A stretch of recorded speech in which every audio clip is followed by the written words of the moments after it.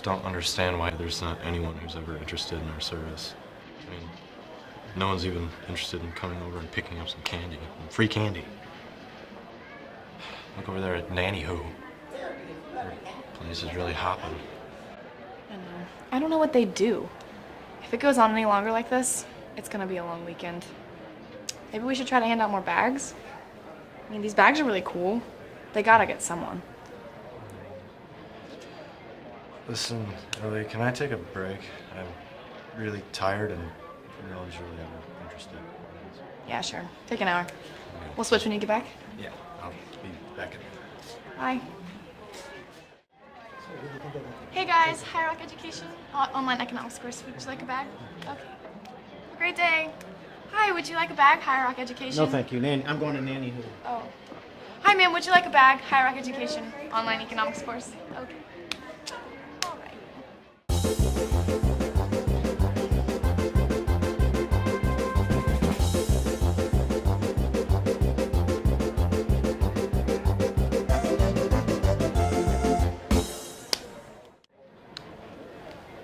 Hi, ma'am. Would you like a bag? Oh, thanks. So what is High Rock Education? Well, it's an online economics course. Oh, I hate economics. What age do you teach? Well, primarily high school, but if you're interested, it can be appropriate for any ages. The lessons are really fun. That sounds interesting. Do you have a brochure? I can look you up online when I get home. I put one in your bag. This is what it looks like. Just go to that website. Oh, okay. Thanks. I'll be sure to look you up. Thank you. Hey, Ellie. Okay. You look? There was this one girl. She said she'll look us up when she gets home. Are you serious? Yep. That's amazing! I was pretty excited. But I am gonna go on my break, so I'll be back at 1. Good luck. Okay.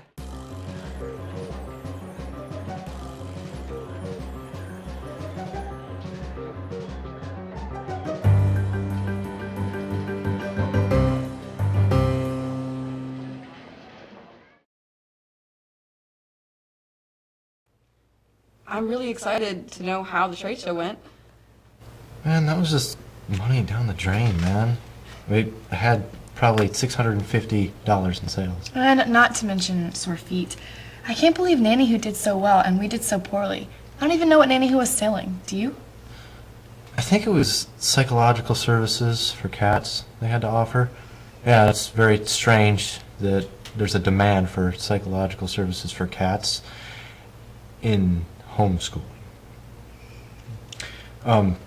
By the way, Ellie, I don't think it would be a good idea for us to go to Altoona next month. It'd just be a waste of time and money, investment. And we've been to 3 shows, and they've each gotten $600 in sales. And I don't think Altoona would be much different. You know, I agree about Altoona. Other vendors said it's not near as good as Pittsburgh or Toledo. I think we'd only get about $600 in sales, but we've already put down the money for the booth, and it was $800. I hate to lose that money. Well, how much would it cost to travel to Altoona and stay overnight? Driving plus lodging, probably $900. Okay, I'm sorry, but if we only generate $600 and we have to pay another $900 to go to Altoona, we shouldn't be going. But we've already paid to reserve the booth. Okay, you guys need to understand a basic economic concept is that sunk costs should not be considered. You need to ignore them when you're making a financial decision, especially an investment like that. If we were going to go to Altoona, we'd have to make sure that our revenue exceeded our variable costs. That means that we would have to generate at least $900 if we wanted to go to Altoona. And if we didn't, then we'd be better off not going. In fact, we'd be losing money if we went. Well, I'm just in marketing. I don't write the curriculum.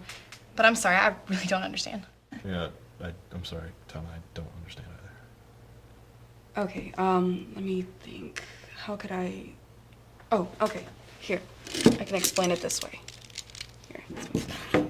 Okay, so think of it this way. For every pen that I have, it's going to represent $100 in fixed costs, okay? And for every pencil that I have, it's going to represent $100 in variable costs. Does that make sense? Yeah, what are fixed costs exactly? Well, fixed costs are irretrievable costs or sunk costs. They don't change when sales change. It's something that you have to pay no matter what. An example would be rent. And in our case, it would be rent of the booth that we've already paid. We have to pay that whether we attend or not. Oh, I understand. So, for variable costs, they would be costs that we control. For example, travel expenses, because we haven't paid them off yet, right? Yeah, that's right. Usually variable expenses are related to the production level, okay? So basically, normally a variable expense would be hourly wages. That's a good example. So we've already paid $800 towards our booth, okay? So this is, okay, we have $800 here, and this is our fixed cost, okay? But we also have $900 or 9 pencils that we have to pay for our variable cost. So if we put this together, we have a total of $1,700. That is our total cost. Does that make sense? Got it. Got it. Yeah. Okay, great. Now, let's say that we have a sales of $600. I'm going to take away 1 pencil for every $100 that we make in sales. So I have 1, 2, 3, 4, 5, 6. I mean, this doesn't even come close to covering the variable expenses that we have to pay. I mean, our loss would be 100, 200, 300, $1,100. That would be the expense that we would have to pay if we went.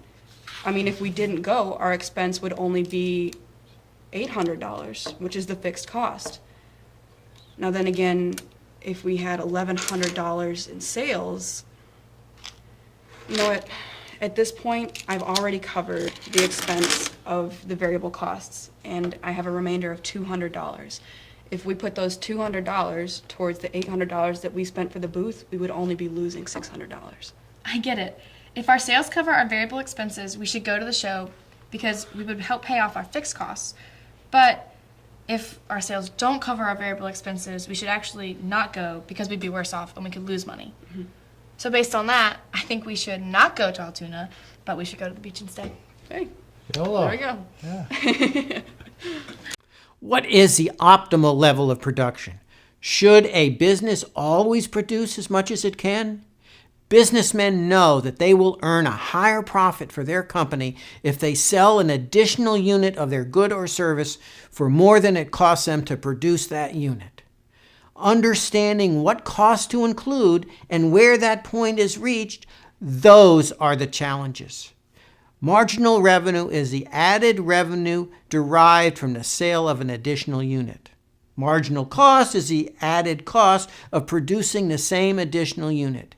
So it makes sense to increase production as long as the revenue added from the sale exceeds the cost of producing it.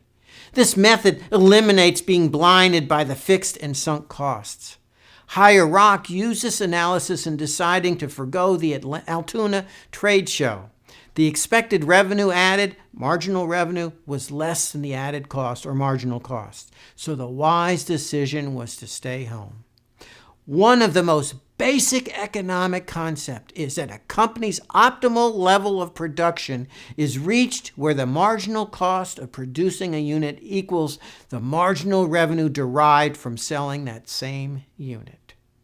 I hope you have enjoyed this presentation illustrating that the optimal level of production is where a business's marginal cost equals its marginal revenue. To learn more, please visit our website for our free economics lessons at www.higherrockeducation.org. All our lessons include text, interactive exercises, review questions, and a related scripture lesson. Thank you.